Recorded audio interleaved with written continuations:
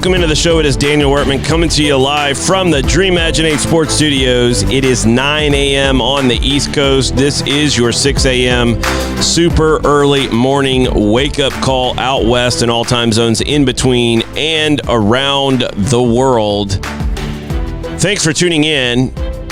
Welcome into the show. If this is your first time watching or listening, I'd like to welcome you to the party. And what a party it is. Yesterday, U.S. Soccer finally made official the worst-kept rumor that broke big last week. It's been rumored behind the scenes, whispered behind the scenes for months, as Taylor Twellman confirmed. He had been hearing rumblings of this for about 6 months. U.S. Soccer officially announced the cancellation, the termination of the Development Academy program. It is over, done, dusted, in the bin. On tomorrow's show, we are going to go through some things concerning the Development Academy and get into some specifics about how this came about and what we have learned over the last 24, 48 hours in terms of the aftermath of how we got here. But today, the important news is that it's done. It's over. The rumor has been confirmed by U.S. Soccer. And with it came a slew of other personnel moves that were announced. Brian Remedi was let go today by U.S. Soccer. He was had been the interim CEO in the absence of Dan Flynn, who had retired, and he was let go yesterday as well. And as well were some others, including technical staff. The chief, I think, talent and inclusion officer, she was let go. When we look at the day as a whole, there have been a lot of days where we've had a lot of drama, a lot of days where things have been going on, and it's been crazy. Yesterday was a day where it was like drinking out of a freaking fire hose. There was so much information coming out. Brian Remedi, being fired. The chief talent and inclusion officer, Tanya Wallach, being fired. The technical department, many of those coaches and others that worked with the Development Academy fired. All cost-cutting measures is some of the things I've heard. U.S. Soccer in their own statement used this pathetic weak excuse about COVID-19.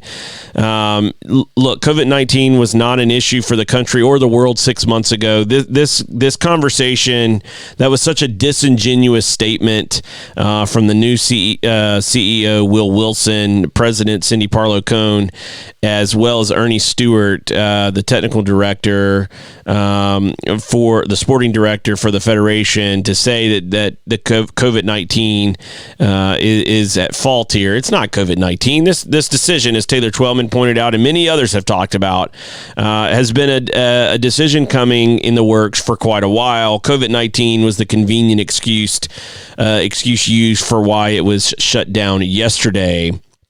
But it's been coming. It's been coming for a long time.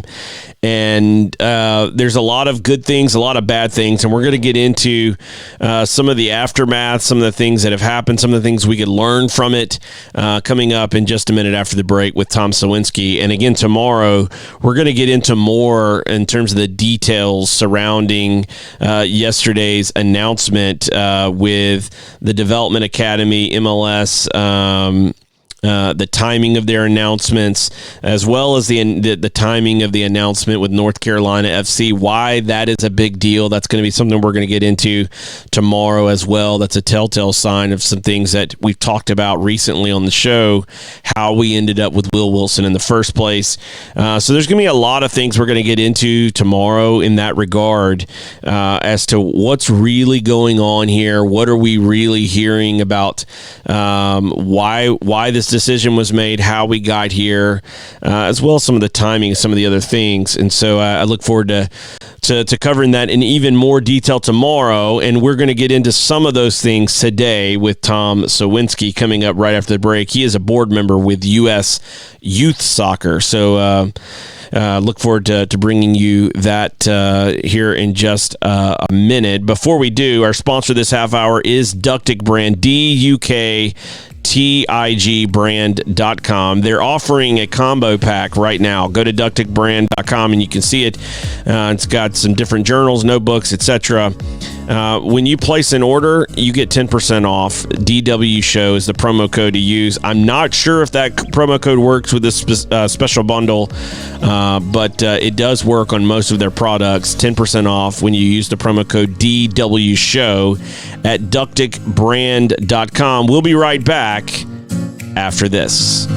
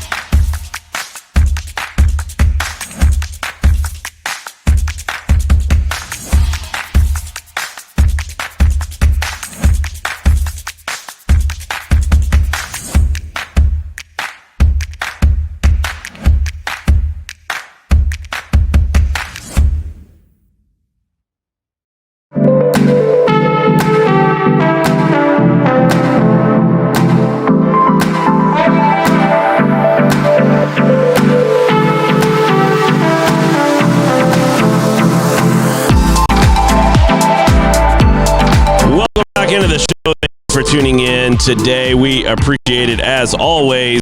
Joining us on the show is a friend of the show and a friend of ours, Tom Sawinski. Tom, how are you doing today? Daniel, I'm doing well. It's great to be back. How are you? I am hanging in there, trying to stay coronavirus free. And we all are, right? Right. And my heart goes out to everybody right now. It's such a difficult time, and I know so many kids around the country would love to be out playing, but we got to stay safe. We got to stay healthy, and we'll be together again soon playing. And until then, it's good to catch up and talk with you. Yeah, man. Thanks for coming on the show and spending some time with us. Obviously, the news broke about the U.S. Soccer Development Academy and the termination of the program and the project. All indications are this was not a knee-jerk reaction. It was in the works for a while. Taylor Twellman tweeted that he's been hearing about something along these lines for about 6 months. Maybe not necessarily this particular timing, but that this program was going to come to an end. That news was made official. And now we're looking at a lot of clubs, a lot of families, a lot of players displaced, trying to figure out what the future looks like. And before we get to that, I just wanted to get your thoughts about the Development Academy, and what are some lessons that you think we could take, whether they're positive things that you saw that we should take into the future in whatever comes in its wake, or some negative things that it's like, well, maybe this should be tweaked in the future, things that we could find to do better. What were your thoughts on the Development Academy and the announcement that was made? First of all, I think it was certainly well intentioned in creating the DA. When we talk about developing players and getting them ready to play at the highest level, there was an intention to say, hey, let's try and model it after some of the countries that have been successful, especially when we look across the pond over to like England, or what Germany did when they restructured. And so the intent was noble. I think where it fell down a little bit was the fact that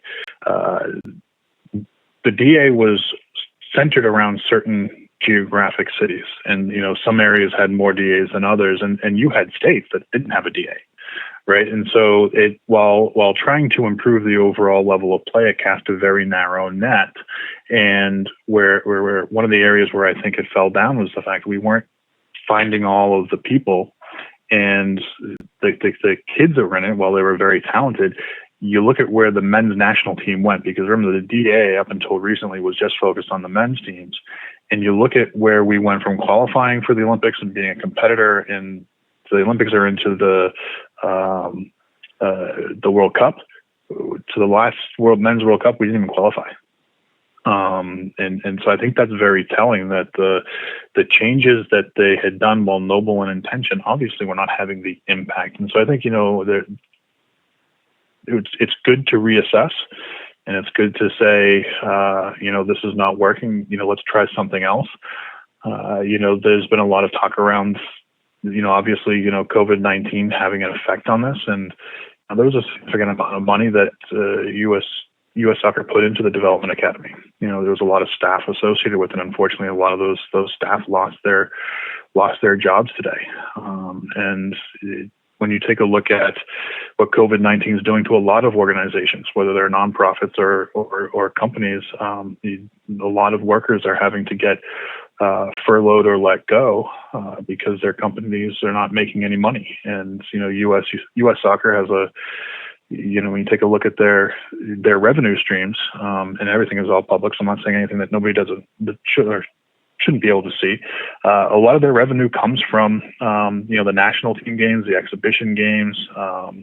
It's the media rights, and the fact that we're not able to play or go to those games has certainly affected the top line of U.S. Soccer. And so I do think that there's been rumors for a while about the demise of the DA, and I do think that unfortunately COVID-19 did play into probably accelerating that, and the fact that there's probably going to be no season this year at all, spring. I think everything will end up getting canceled, just looking at the way the country is going from this pandemic. They probably just decided, it's probably time, let's just pull the plug a little bit early. So that leads me to kind of the next point of this progression. Looking at the Development Academy, is the aftermath. This announcement, I've read several comments about clubs, DA clubs, what are now, I guess, kind of like Prince, the artist formerly known as Prince, the clubs formerly known as DA clubs, who put out, announcements to their own memberships and to others, basically saying, look, we were not really included in this process. We didn't know anything about this. We've been waiting, and the hammer kind of dropped on us. We were not prepared for this, blah, blah, blah. Like, this is some of the immediate aftermath of the communications and the announcement from the Federation. And so what are your thoughts on this immediate aftermath? Where does this leave clubs? Where does this leave families and players trying to figure out, what does the future look like when we are able to eventually, hopefully sooner rather than later, get back on the field and start training and look to, be in matches and playing matches? What does the future look like without this giant hole being filled in the Development Academy? That was something, even though it wasn't in all the states, and I've been very critical of the DA over the years, but for the players and the clubs and the families who were in the DA, that's over. That's gone. It's not there. It's not going to be something they can come back to when this pandemic crisis situation, begins to wind its way down. So what is the aftermath? What are your thoughts on what families and clubs and players should be looking at the moment and trying to figure out, answers of what their future may look like? Well, I mean, certainly the immediate aftermath, there's a lot of questions. There's a lot of concern, a lot of anxiety. There's been so many questions that I've been fielding even this spring around, well, what are we going to do about tryouts? And, the chances of tryouts being this spring is going to be very difficult given what's going on. For parents out there whose sons or daughters played in the DA, and for clubs who were former DA, I would say be patient. Don't make any rash decisions. There's a lot of people that are trying to make pitches now, trying to convince clubs and teams to move to their league. And what I would say is there's no need to rush. Nothing's going to take place until the fall. There is a timeline to this because, hopefully we'll all be back playing in this by August, September, but wait and see what's going to happen. See what MLS says further. MLS has reached, they sent out a press release today that, it sounds like they're going to be filling the void. ECNL is out there trying to, pick up clubs, and look, ECNL did a great job with the girls program. In the absence of a girls development academy, the ECNL was really where the girls wanted to go. So it's natural for a lot of clubs to say, hey, I've already had my girls in the ECNL. I'm going to put my boys in there. Right. So I understand that, but a lot of times, the knee-jerk reaction sometimes is not the best reaction long-term. And so be patient, let the dust settle a little bit. You're going to probably hear more that is coming out. And as you learn more, to make the best decision for your club. I've talked with some directors of coaching today of clubs, and they're great people. They're about developing players and about, developing good teams. And one of the things that I know they will do is they will make the right decisions for their players and their clubs. And so, trust the people that, you've already entrusted in developing your son or daughter, and they will find the right place for you to go. Is there a clear path at this moment? No. And that level of ambiguity is going to give anxiety for people. But resist the knee-jerk reaction. At some point, things will start becoming clearer for people. And what is good about this happening now is that it gives people time. If they cancel this right before the fall season, it'd be a big shock. But they canceled it, in the middle of April, and it gives teams and clubs a chance to determine what their path is going to be, and to do that in a conscious and smart manner, not just in a reactionary one. But at the same time, we've got a lot of great people that have been, working in the DA, that were, coaches, administrators. They've learned what went well. They learned what didn't go well. And like anything, you're always going to try and improve it. And my expectation is that we'll take the good things from the DA, and we'll take the lessons that we've learned from it on things we want to change, and we're going to make it better. We'll make it perfect. Maybe not, but I think that whatever is going to come after this, it'll be a better incarnation, and I'm hoping it's going to be a much more inclusive one that gives a clearer pathway for young players. Speaking of young players, looking at youth development. The Development Academy for some players in this country, a very small number compared to the numbers of registered players in this country, was a pathway for talent identification, maybe placement in a Major League Soccer academy. Maybe it would give them the ability to get scouted by some overseas scouts as well. But for most kids in the country, the Development Academy was a non-existent. You might as well have been talking about a different country. The Development Academy had no presence whatsoever, no visibility, no access, no opportunity, etc. And so clubs that are left in the wake of this aftermath of the DA termination, and the players and the families that are involved, as well as those clubs and families and players who weren't in the DA, maybe didn't even live in a state, as you mentioned, that had a development academy. Looking at youth development, I think a lot of times people get caught up in American soccer too much, too often on labels, elite, premier, blah, blah, blah, right? Just marketing slogans or empty pitches that are there to entice parents to typically pay more money, but they don't necessarily mean development. So looking at the aftermath of the development academy for these players and families and clubs that may or may not have been in the DA, what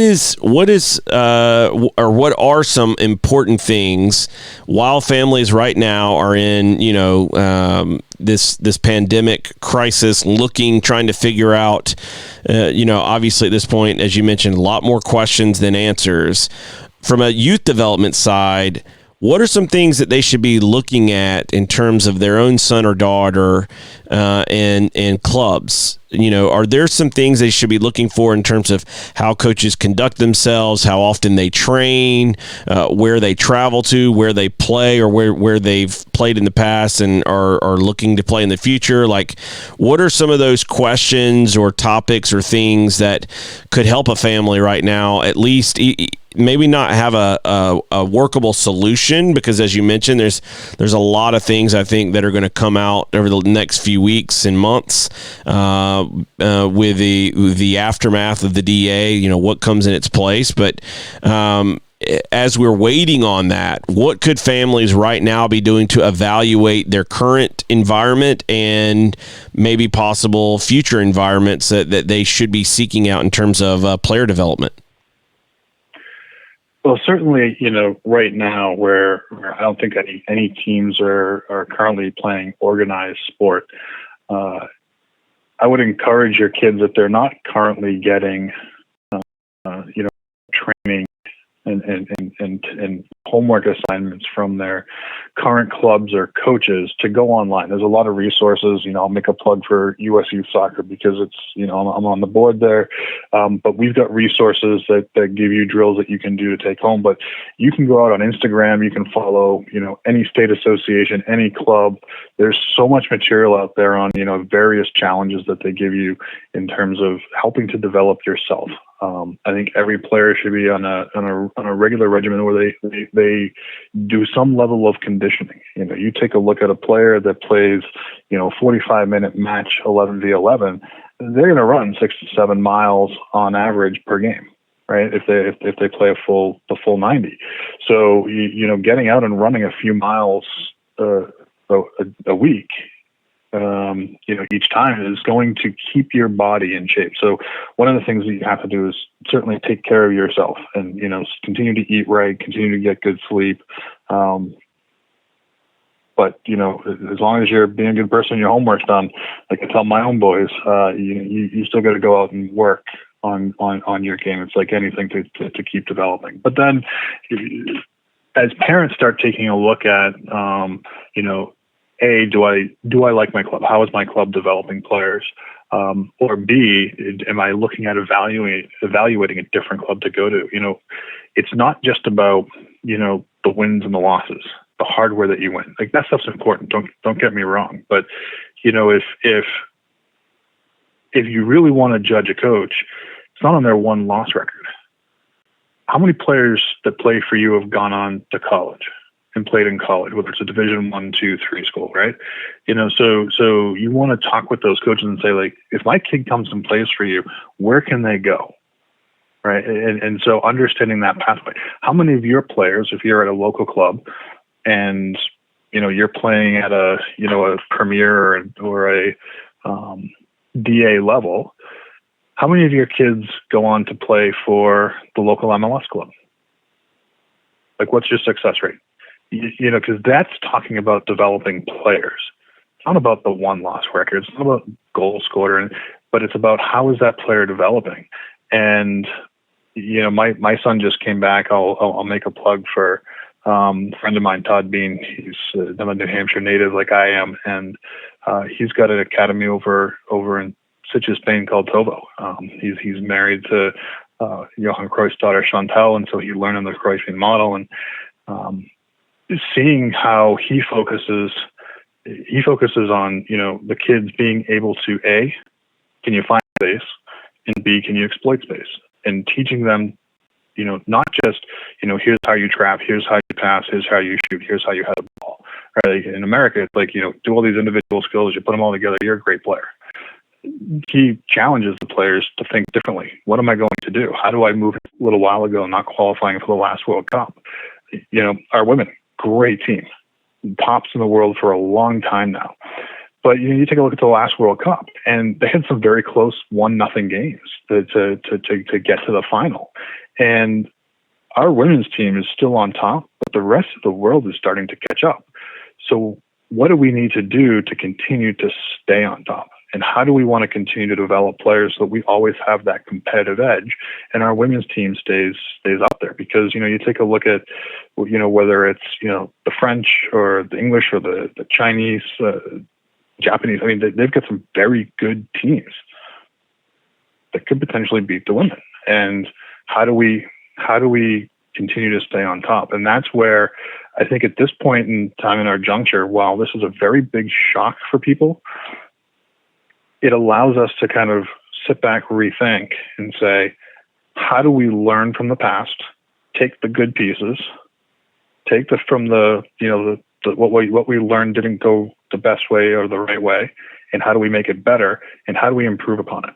And we continue to move forward. And will it be 100% perfect this next go around? My mindset is no. It's not going to be 100% perfect, but will it be better than what we had? Yes, it will. And so I would just, you know, caution parents to don't make any rash decisions. You know, if you like your club and you like where you're playing, there's no reason not to continue to stay. If you like your coaches and how they're developing your son or daughter, stay. But focus on the development of the player and where coaches are developing players to get to, and not just necessarily on a coach's one-loss record. In terms of the DA and youth development, there were a lot of conversations surrounding this idea that the environments were stale. They didn't really prepare players to play at the next level. We've seen, you know, the national teams on the men's side, especially, you know, continually struggle of the last few years to even, as you mentioned, qualify for the World Cup in 2018. But even since then, they've not looked very good. And you know, looking at where the landscape is from a development standpoint, there were a lot of critics about, you know, the quality of the DA as an environment to adequately develop and produce players.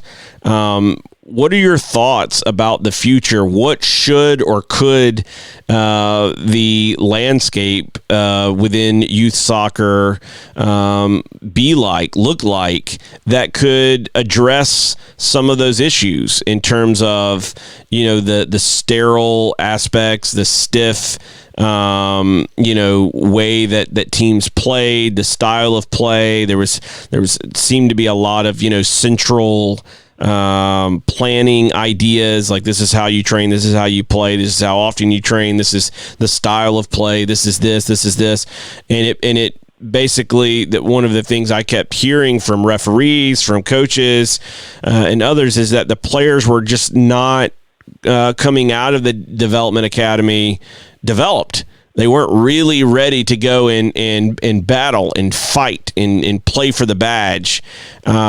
Looking at the future, what are some opportunities of lessons to be learned there that could help improve the development environments for clubs and players going forward? Well, I think one of the things that was a side effect is that while the DA was certainly not in every geographical location, there were some states that didn't even have a development academy to go to.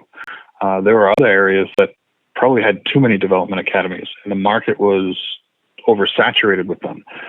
I can tell you, my youngest plays in the DA, and one of the complaints that I got a lot from parents was the level of competition is just not there because there was too many DA teams, and so some clubs they took players to fill spots, and whether or not that player was at that level or not. And so I think, what we need to have is we need to have a true pyramid based off of meritocracy, right?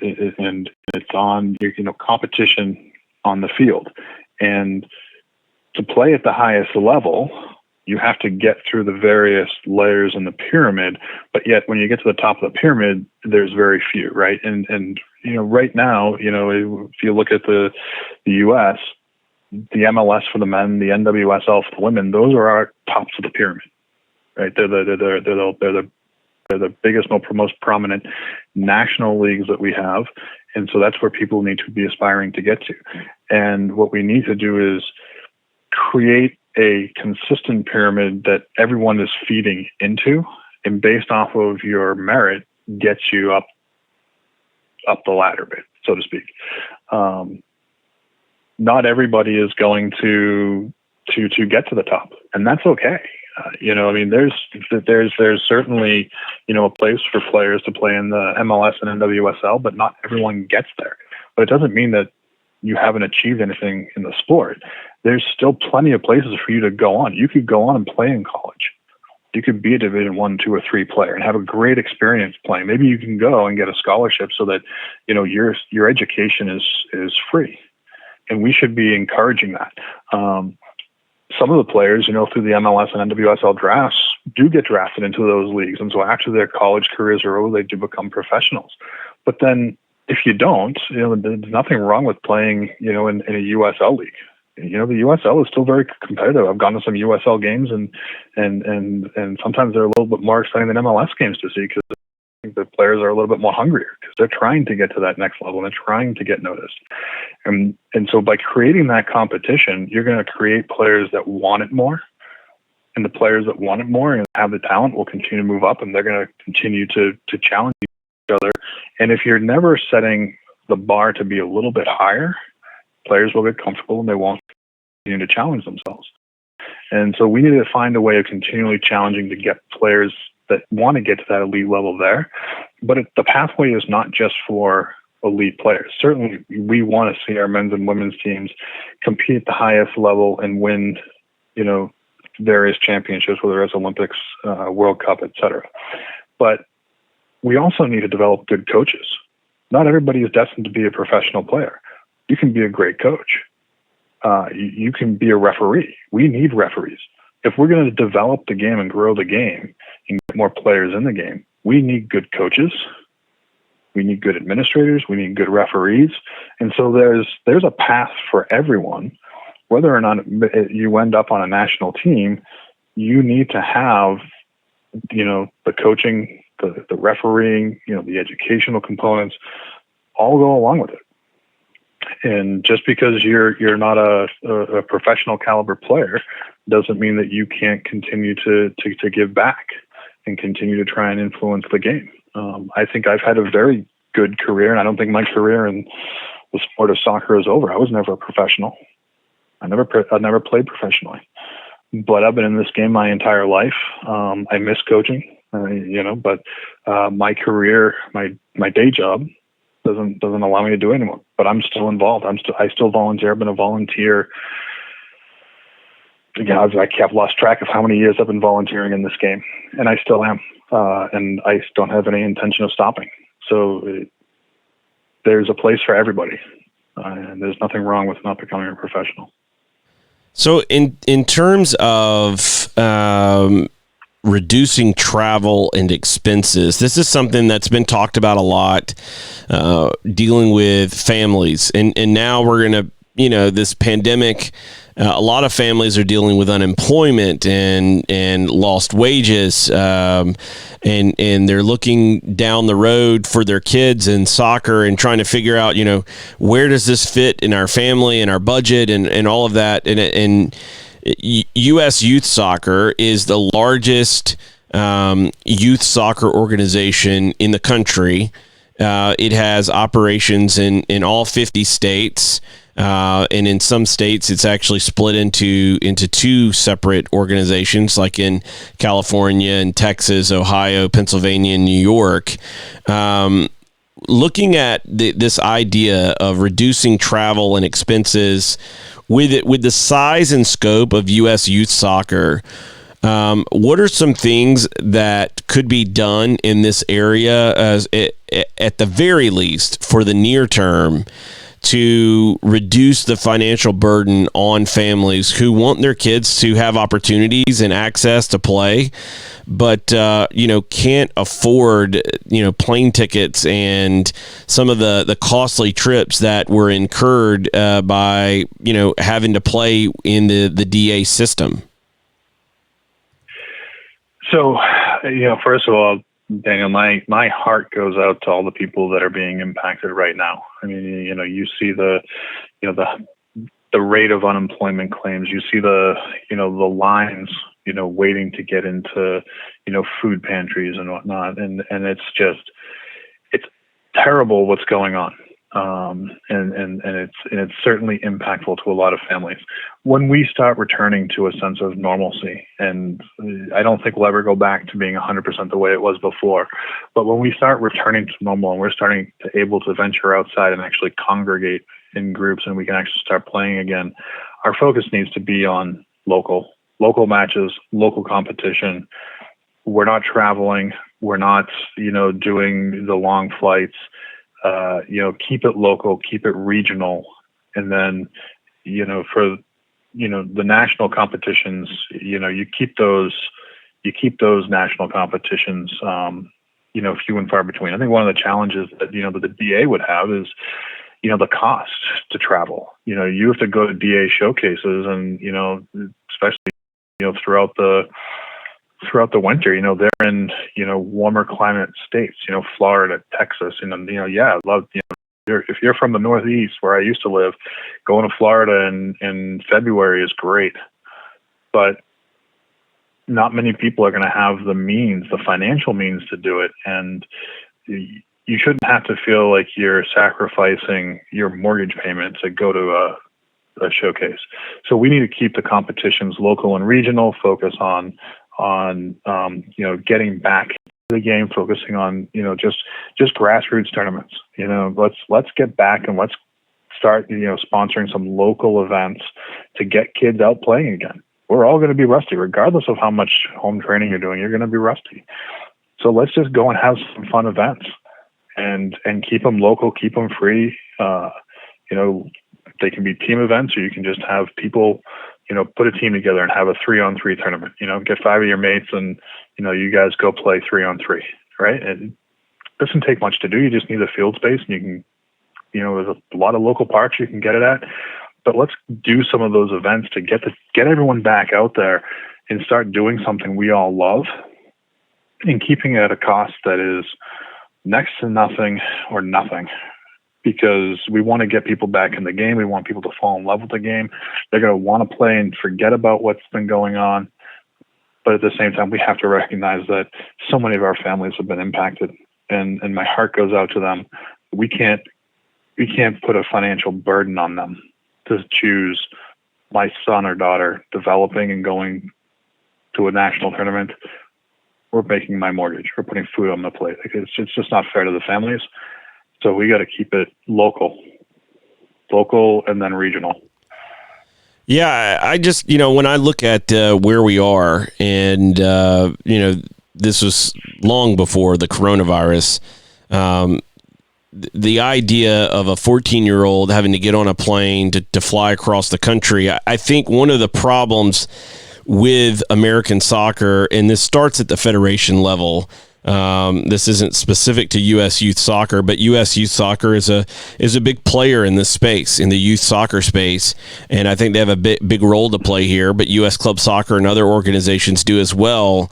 I think we've got to have a rethink about this idea of national.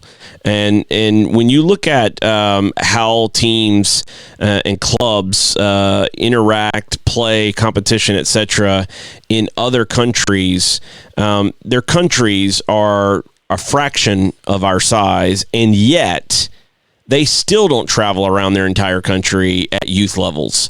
Barcelona is not regularly traveling to Basque Country up north to play clubs. They might see a club or two in a tournament, in a special event, but their regular league play and most of their competition at the youth levels are coming in their kind of regionalista type of environments and schedules and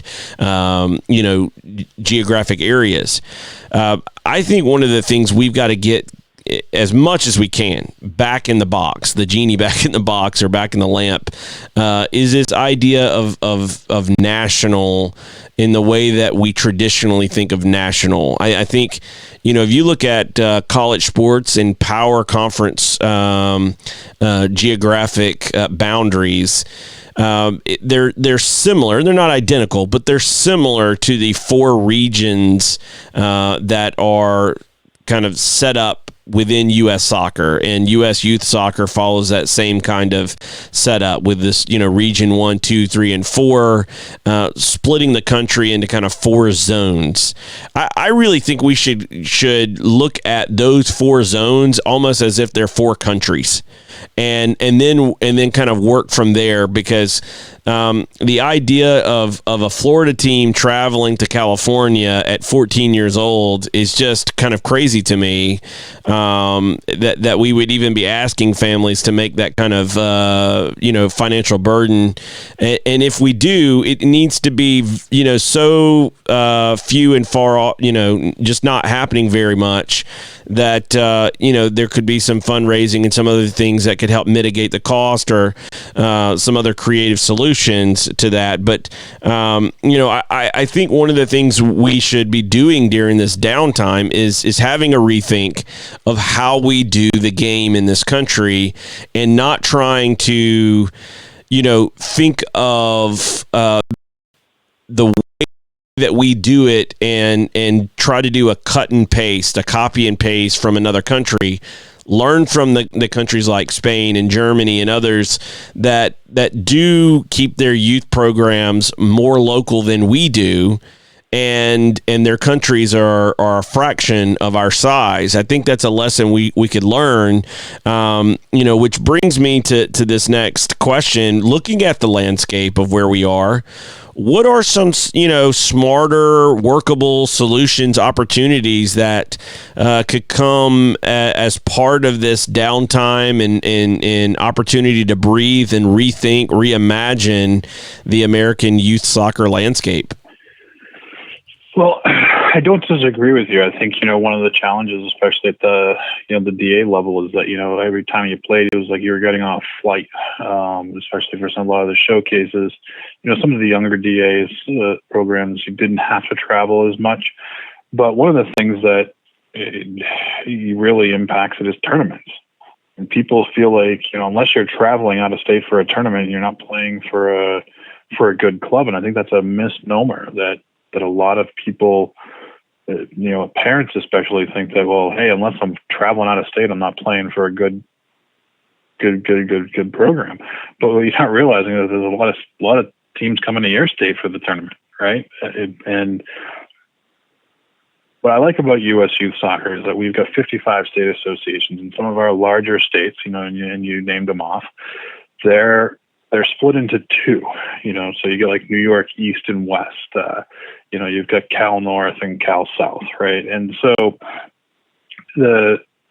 you have 55 local state associations, and some of them, when I was president of New Hampshire, we had one league, and it was the New Hampshire Soccer League, and that was the only league because we were a small state.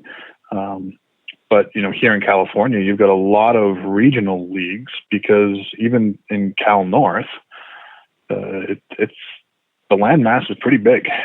It's a big state out here, and so keeping it local, keeping it to your geographical area. If a young player has to spend more time driving to and from a game than actually playing the game, you're doing something wrong. As players get older, you now start having your state cup competitions, and so if you want to really become a state champion, you play in your state cup. And if you win your state competition, which is a local competition, and you win your age group and you're the top team from your state, well, you now get to go on to regionals.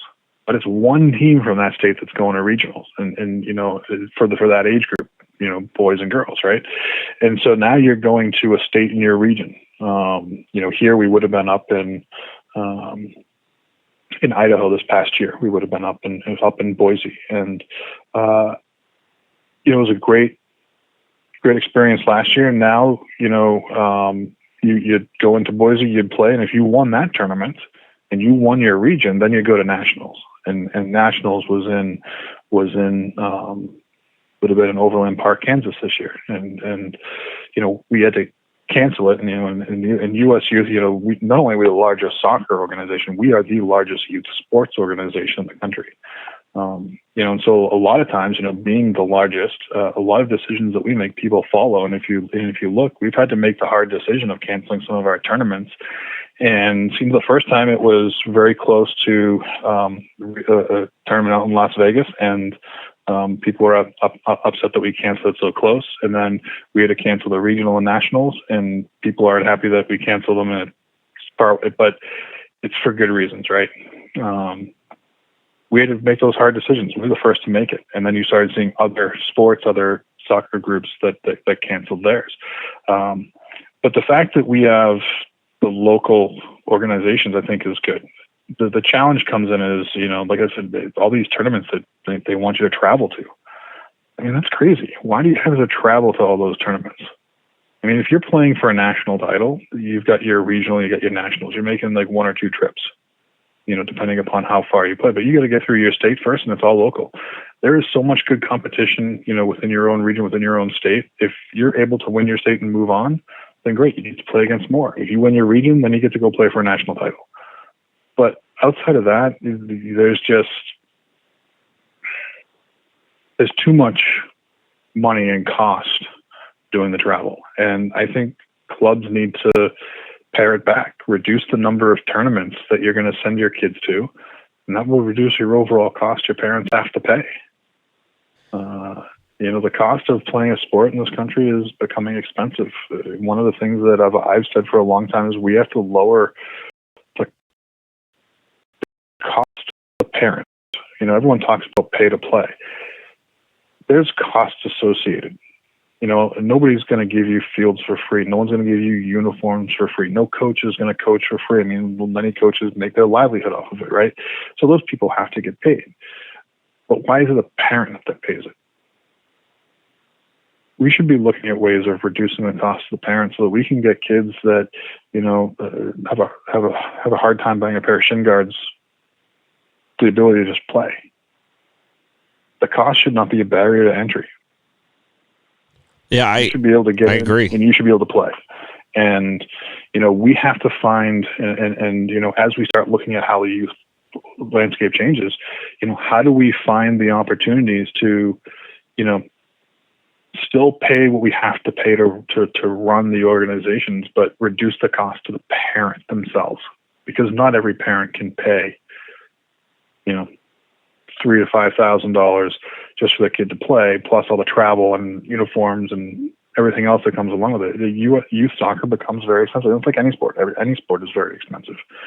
You bought a pair of boots for your kids lately? My God, I don't spend that much on my own shoes. Yeah, it's crazy. It's crazy, and we need to find a way of reducing that cost. And that, to me, is something that we all should be looking at from a youth perspective. Is how do we make what the parent pays less while not impacting the overall system? So how do we make up the difference? Along those lines of kind of creative, smarter, workable solutions, and I agree, reducing the burden on families is a key thing. How can we better protect player health and safety? There's so many tournaments, so many games, so little rest between matches. Dr. Andrews, I've been talking about this recently on the show. Dr. Andrews, the renowned surgeon, worked with Little League Baseball years ago to institute pitch count limits and so much required rest for pitchers, depending on the number of pitches they threw, on a day would then dictate kind of their rest period before they could pitch again in a game, to try to better protect and curtail the, Tommy John surgery and these arm and shoulder injuries that kids were starting to incur. We've seen, injuries, we've seen burnout, we've seen players who, are having, soft tissue injuries. And I think it's a direct result of overuse, overextending, being too tired, and us asking them to go out and play. And as adults, if you're not out there running around and playing the 2, 3, 4 matches, it's easy to just forget that workload that we're asking of these players. But I promise you, I think the rules would change really quick if the administrators were forced to run around and play 4 games in 30 hours. I think they might get changed after one weekend. In terms of smarter, workable solutions, what do you think we could be looking at to do this better from a player and health and safety standpoint? Well, I think there certainly needs to be some guidelines, based off of, science and how players develop, that we bake in, days of rest.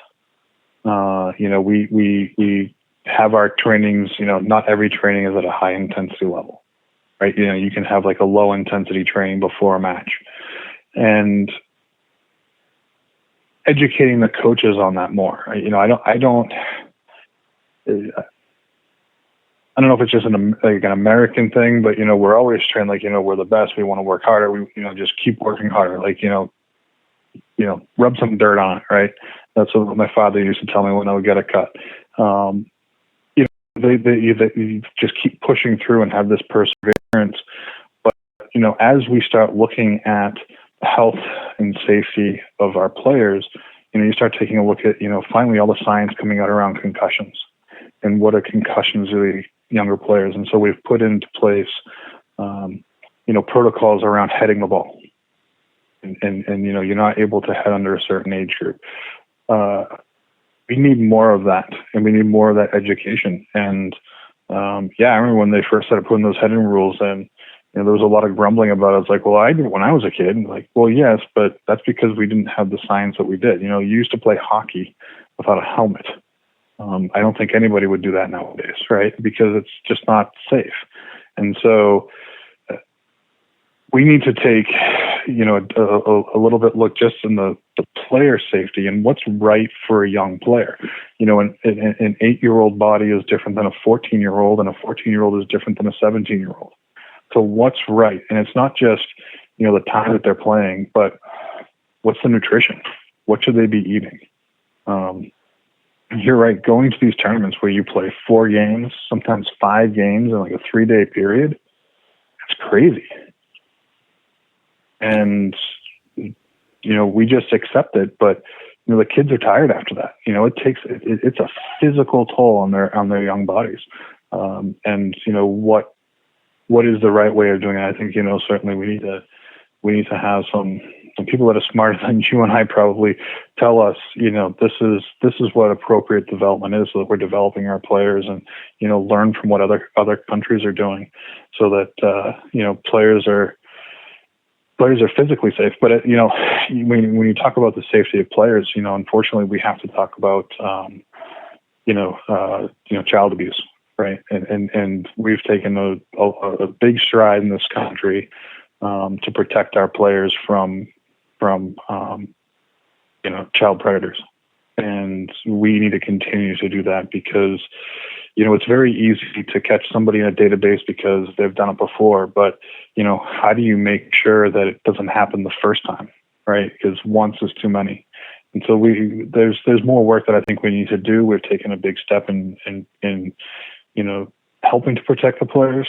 But there needs to be, I think, more done because unfortunately, there are some very sick people in our society that should not be working with children.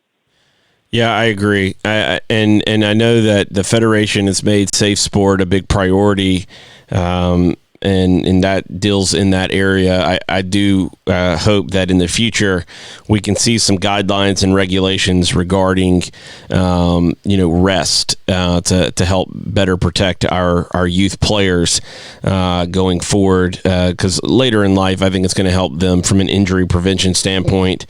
And it's just an unnecessary workload for sure. Yeah. The last thing I want to kind of circle back to here with the DA aspect is relating financially to families who are dealing now with what do we do with our money? Some of the fees that have been paid were paid in advance for travel that's not going to take place, for events that are not going to happen, etc. Looking at that, what could families do if they're concerned about refunds or credits or those type of situations?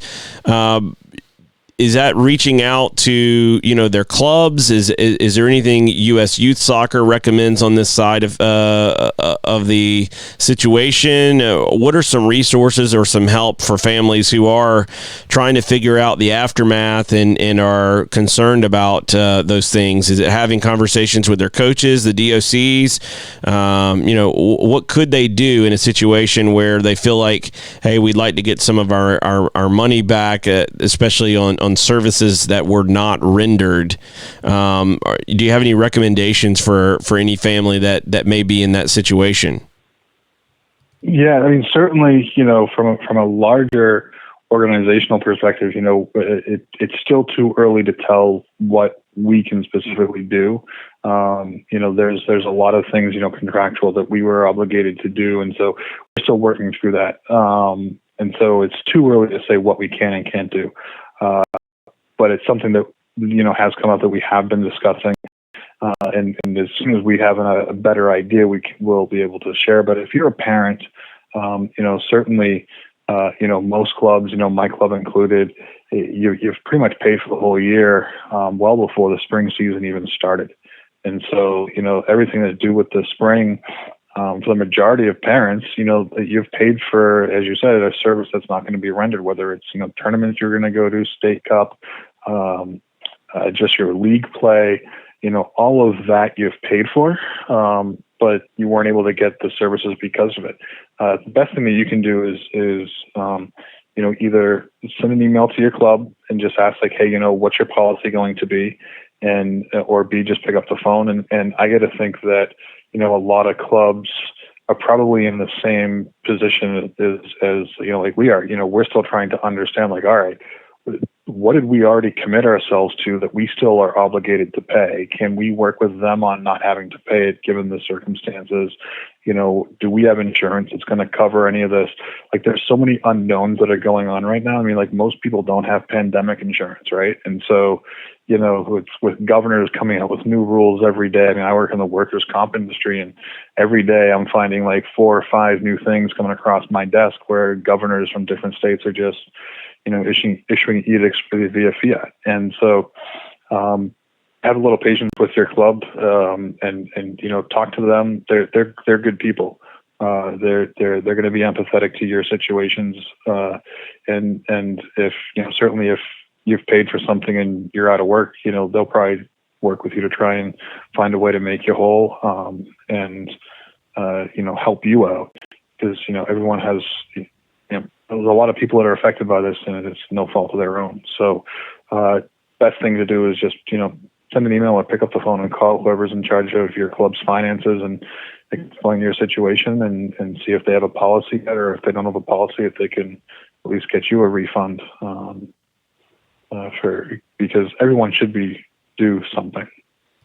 And I think, each club is going to have their own, financial circumstances that they have to deal with as well. And as each person will. And one thing I would say with all that's going on right now is just have a little patience.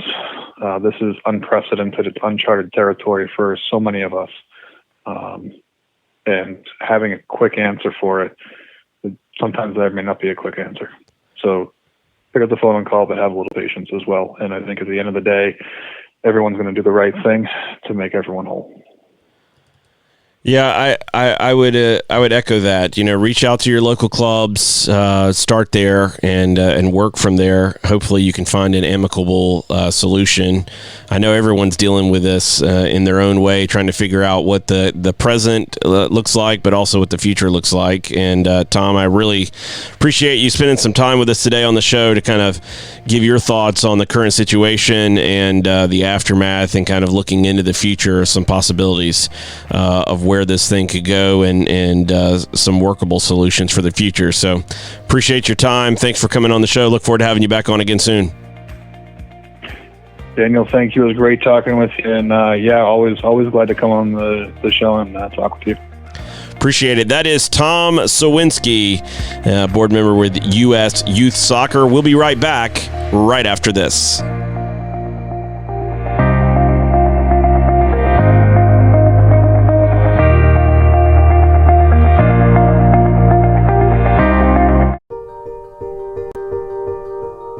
No one, no man, no woman, no child should ever have to drink green water with bugs, with algae, with disease in it.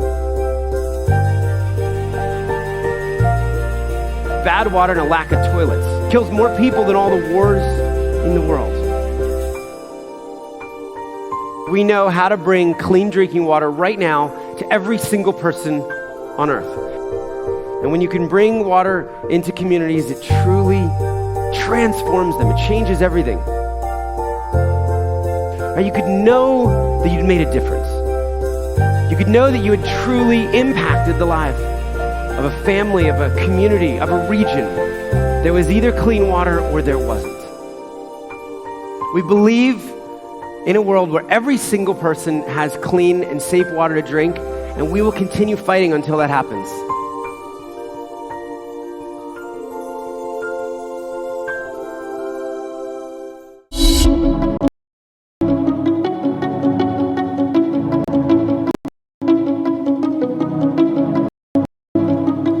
Welcome back into the show. Thanks for tuning in today. Big thanks to Tom Sawinski for joining us of U.S. Youth Soccer, talking about where we are, where we could be going, some ideas about how to fix some things within the American soccer landscape. So thanks to Tom for that. Again, tomorrow we are going to get into some more of these details of the DA, MLS, North Carolina FC, the ECNL, etc. Look forward to bringing you more info on that tomorrow. Thanks for watching. We'll see everyone again tomorrow.